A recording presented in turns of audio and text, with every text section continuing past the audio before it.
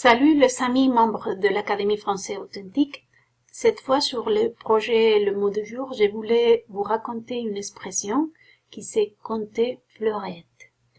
Et c'est une expression que j'ai trouvée toujours marrant et j'ai voulu approfondir un peu plus à son origine. Et voilà ce que j'ai trouvé dans ma recherche sur les sujets. Si on découpe la phrase en deux, on va trouver d'un côté le mot compter qui c'est un verbe transitif qui veut dire rapporter un fait en énumérant ses diverses circonstances, en faire le récit, narrer. Et d'un autre côté, on va trouver le mot fleurette, petite fleur.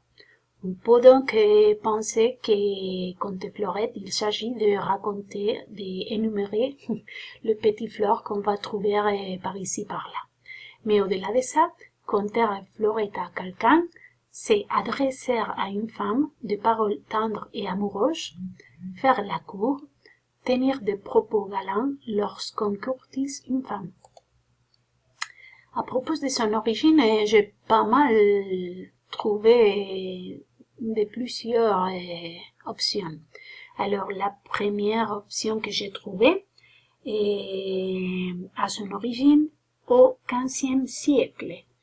Et des pièces de monnaie frappées sous le règne de Charles VI étaient ornées avec deux fleurs de lys, comme vous pouvez voir ici, les fleurs de lys. Alors, c'est peut-être à cause de ça que la pièce elle a été appelée les fleurettes.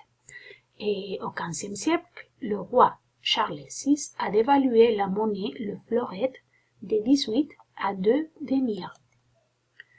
On serait passé de l'expression compter fleurette, et à propos de compter les pièces, du XVe siècle à compter fleurette 2 siècles plus tard, avec cette idée de tromper avec de la fausse monnaie, extrapolable à tromper avec de fausses paroles aux femmes.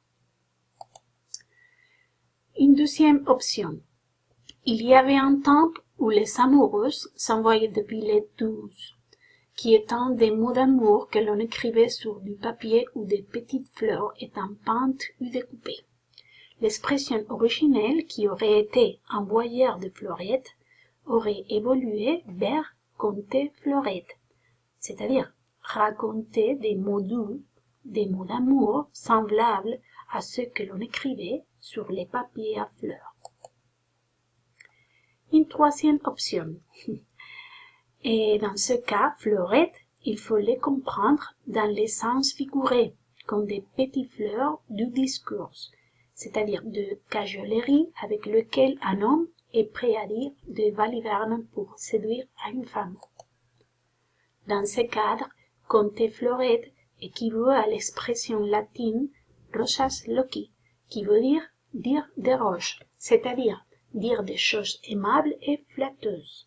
De fait, on utilise toujours le terme langage fleuri pour qualifier des paroles qui se veulent agréables.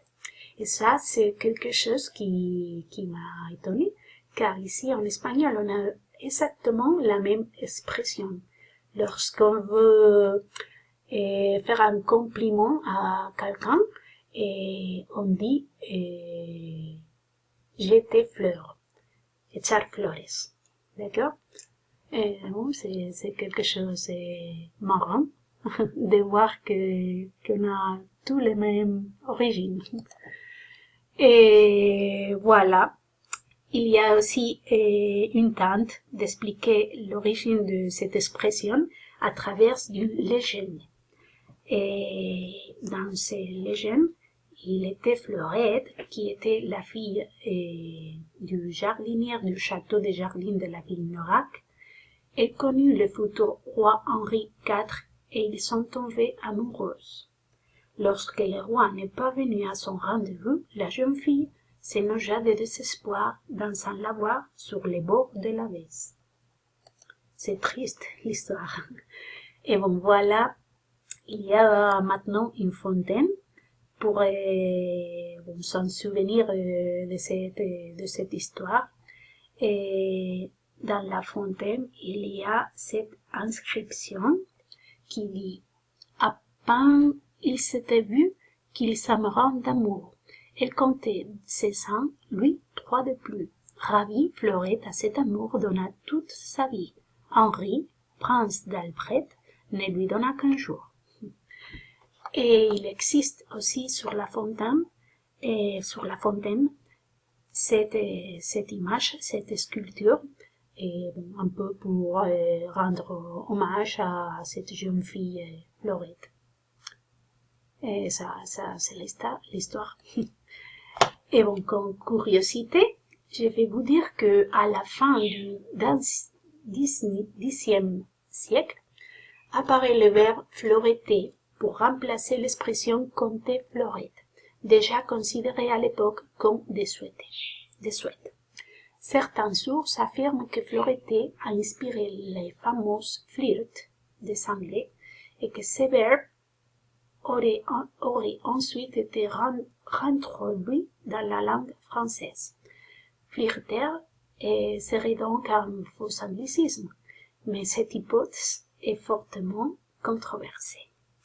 Et ça c'est marrant aussi parce qu'en Espagne on a aussi le verbe flirtear. Alors on a tous le même racine. C'est quelque chose de marrant. Bon, et la phrase que j'ai proposée pour vous, bon, plus qu'une phrase, c'est peut-être une recette. Puisqu'on récolte ce qu'on a semé, pour avoir une belle journée et faire en sorte que ceux avec lesquels on se rencontre dans notre quotidien aient le même, ce n'est pas nécessaire de compter Fleurette à droite et à gauche. Il suffit d'être gentil, poli, souriant et agréable.